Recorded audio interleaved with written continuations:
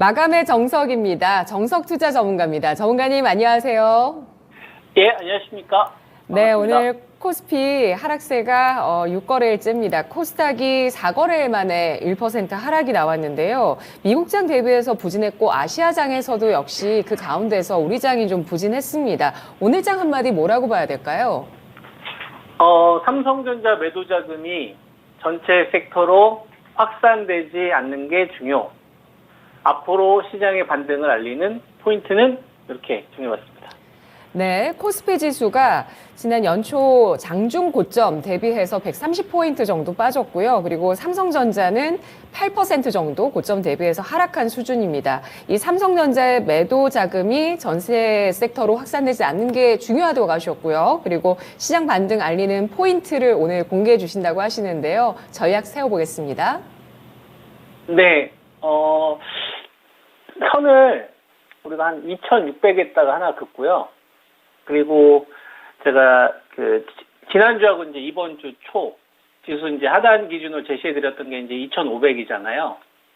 여기에다 선을 그으면 될 것 같아요. 이걸 좀 확대해서 좀 보면, 코스피 지수가 2,675까지,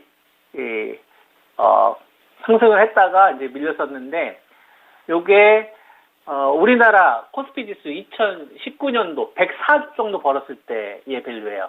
그러니까 반도체가 우리가 삼성전자하고 하이닉스가 의존도가 너무 크기 때문에 이 규모가 너무 크기 때문에 삼성전자하고 하이닉스가 돈을 벌지 못하면 우리나라는 100조를 넘어가기가 되게 어려운 구조거든요. 12일 결산법인들이 한 50조에서 한 70조 사이 정도 갖춰져 있어요. 근데 삼성전자가 반도체 감산을 하고 그다음에 하이닉스도 이제 흑자 전환될 것 같으니까 대한민국 니들 그러면 이제 100조 이상으로 올라오겠구나라고 해서 이제 베팅됐던 자금들이 있었던 거죠. 작년도 말에. 그죠? 근데 제가 이제 선을 그은 거는 2,600에다가 선을 그었습니다. 2,600이 요 장대연봉으로 이제 문을 였던 자리인데, 요때가 삼성전자가 실적 발표했던 시점이에요. 삼성전자가. 그러니까 삼성전자가, 4분기 실적 발표를 했는데, 이 4분기 실적 발표는 2024년도가 망가질 거다라고 생각한 게 아니라 2023년도 저희 힘들었어요, 여러분. 근데 시장에서 이 정도 힘들겠구나라고 생각했는데 그것보다 더 힘들었지롱 하면서 시장이 빠진 거예요. 2023년도 저희 반도체에서 적자 나면서 많이 힘들었어요. 그래서 너희들 많이 힘들었겠구나라고 시장에서 예상했는데 그것보다 더 빠졌지롱 이렇게 된 거예요. 그러니까 삼성전자에서 이 77,000원 정도 되거든요. 삼성전자에서 77,000원에서 실적이 발표가 되면서부터 쫙 밀린 거죠. 이때는 엔비디아나 AMD나 마이크론 테크놀로지나 해외 이 반도체 여건은 되게 좋았었습니다. 그럼에도 불구하고 삼성전자를 77,000원에서 딱 밀었는데 이때 코스피 지수가 2,700 정도, 2,600 정도 되거든요. 그러면 이거는 시장에서 이렇게 생각을 한 것 같아요. 삼성전자가 다시 이익 컨센을 최소한 40조 이상 높이지 않는 한 난 2,600 요 부분을 너희들 비싸다라고 생각하는 기준으로 삼을 거야 라고 이제 돈들이 주시장한테 신호를 좀 준 거죠. 그렇게 이제 저는 판단을 좀 하고 있고, 그러면은 삼성전자의 이 실적을 우리가 잘 알아야 되는데 여기서는 좀 디테일이 좀 필요해요. 삼성전자가 올해 한 35조 정도 예상이 됩니다. 35조 정도. 그죠? 그러면은 이건 2020년도 실적하고 비슷한 거죠. 2020년도 삼성전자가 한 35조 9천억 정도 벌었으니까 롯데랑 실적이 좀 비슷할 걸로 2024년도는 좀 예상을 한 거예요. 그러면 2023년도 이 35조 뜯어서 해석을 하면 우리가 이 MX 사업 있잖아요. 이 갤럭시 사업. 여기서 얼마 정도 삼성전자를 버냐면 10조에서 15조 정도 벌어요. 적게 벌면 10조, 많이 벌면 한 15조 정도 벌어요. 그리고 이제 TV 가전 같은 경우가 한 5천억에서 한 1조 사이 정도 벌게 됩니다. 여기에 이제 뭐 하만이나 이런 거 좀 포함되고요. 그 다음에 이제 SDC, OLED, 아이폰 많이 팔리면은 삼성 모바일 디스플레이, 삼성전자도 돈 많이 버는 거예요. 거기에 75%를 패널을 삼성 쪽에서 공급을 하기 때문에 OLED 이해되죠? 그러니까 삼성은 애플하고 경쟁임과 동시에 애플이 잘 나가면 별도 수익이 따라 붙는 거죠. 여기에 이제 얼마 정도 붙냐면 한 5조에서 8조 정도 버는 겁니다. 그러면 기본적으로 반도체 사업 빼고 삼성전자는 얼마 정도가 나온 거냐면 갤럭시가 좀 못한다. 그러면 15조에서 20조 정도는 깔고 가는 기업인 거야. 여기 알파가 붙는 거지. 이 알파가 반도체인 거죠. 그러니까 삼성전자의 기본 현금 흐름은 15조에서 한 20조 정도 되는 거고 작년도에 반도체에서 13조 정도 적자 났으니까 20조에서 13조 빼버리게 되면 대충 7조. 그러니까 현재 이익 컨셉이 붙는 겁니다. 이해되시죠? 그러면 35조 정도 보면 우리가 기본 현금 케이스로 얼마 정도 보냐면 한 20조 정도로 보고 그러면 15조 정도 앞으로 반도체가 15조 정도 벌 거다라고 생각을 하게 되면 이 35조는 쉽게 바뀌지 않는 거고 그죠? 그 다음에 15조 이상 반도체가 삼성전자가 한 20조 이상 만약에 벌 것 같다라고 생각을 하게 되면 다시 2,600을 넘어서는 시도를 하게 되겠죠. 철저하게 우리나라는 이 삼성전자나 SK하이닉스 반도체에 대한 이 의존도가 높은 비즈니스로 구성이 되어 있으니까 그러면 그건 뭐로 결정이 될까요? 반도체 가격으로 결정이 되겠죠. 그죠? 반도체 가격, 랜드 가격이 빠르게 높아지느냐, 디램 가격이 빠르게 높아지느냐. 근데 이 추세를 보면 가격이 끝도 없이 이렇게 떨어지다가 최근 들어 이렇게 올라오고 있는 구간이잖아요. 반도체 가격이 얼마까지 반등이 나올 것이냐, 이걸 우리가 지금 현재 시점에서 알 수가 없잖아요.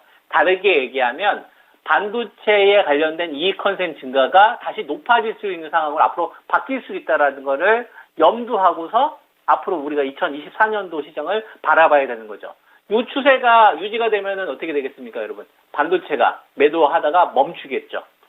이해되시죠? 이렇게 되면 현재 코스피 지수 기준으로 보면 2600 이상에서는 제가 여러분들한테 말씀드렸던 중요 포인트 세 가지가 제일 중요한 거고 삼성전자 실적 쇼크로 인해서 만약에 2500 근처 다가오면 다가올수록 여기서 내가 어떤 주식을 먼저 다시 담아갈 것이냐 이런 계획을 세우는 게 좀 필요하다고 보고 있고요.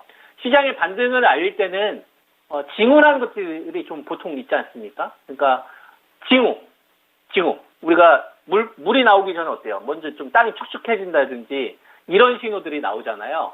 그래서 지금 반도체 쪽 투자하시는 분은 어떻게 보시면 되냐면 만약에 삼성전자가 여기서 한 번 더 밀린다 그러면은 매수 관점으로 유지하시는 게 맞습니다. 2,500선 다가오면 다가올수록 그때 이 반도체에서 삼성전자에서 하이닉스나 한미 반도체로 이 매도가 전이되면 안 돼요. 하이닉스는 오늘 좀 쉬는 거고요.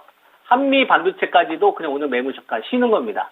오늘 솔브레인 같은 경우는 오히려 올라가거나 텍사스애들은 오히려 양봉을 뽑으려고 하잖아요. 그러니까 이거는 어떻게 보면 되는 거냐면 삼성전자의 개별 이슈로 마무리가 될 수도 있겠구나를 염두를 하시고 반도체를 여러분들 투자하시는데 만약에 하이닉스나 한미 반도체 이번 구간을 끌어내려요. 장대모 죽여요. 그러면 반도체를 조금 더 톤다운 시켰다가 천천히 다시 공략하면 되겠구나. 이렇게 기준을 세우시면 되는 거고 그 다음에 배터리 관련된 주식들 가운데서는 LG 에너지 솔루션이 44만 원 돌파하는 시도가 나와야지 그 포인트, 그러니까 첫 시도가 나오는 겁니다. 그 다음에 포스코 홀딩스나 포스코 퓨처엠 그리고 에코프로 이 네 종목이 계속 저점을 높이려고 하는 시도가 나오는 게 이번 구간에 2,500이 왔었을 때 여러분이 보셔야 되는 포인트고요. 그 다음에 바이오 삼성바이오로직스가 75만 원하고 73만 원을 갖췄는데 셀트리온이 시장이 지금 130포인트가 빠졌는데도 불구하고 이전 고점을 깨지 않아요. 그러니까 지금 현재 코스피 지수 종합주가 지수를 보게 되면 2350에서 2670까지 가는 기간 동안에 반도체를 중심으로 한 시장의 중심과 바이오 1등주에 대한 이 매수 유입의 어떤 신규 매수 유입의 증가, 그 다음에 배터리 중심주의 어떤 후발의 어떤 이 성격, 여기에 이제 자동차가 붙는 거죠. 이 구도가 크게 바뀐 게 아니니까 결국은 좋은 기업 싸게 샀다가 또 다시 팔면 되는 이런 시장으로 그냥 가면 되는 거죠. 이런 포인트를 여러분들 이해하시고 잘 활용하시기 바랍니다. 네. 네, 지수 하락할 때 셀트리온의 역할도 중요하다고 하셨는데 오늘 셀트리온은 어떤 코멘트 주시겠어요? 코멘트라 이렇게 보면 될 것 같아요. 그러니까 반도체하고 배터리가 정체될 때 시장 수익률의 전면에 등장하지 않았을 때 바이오가 대안이 될 수 있는데 여기에 불을 지필 수 있는 거는 셀트리온입니다.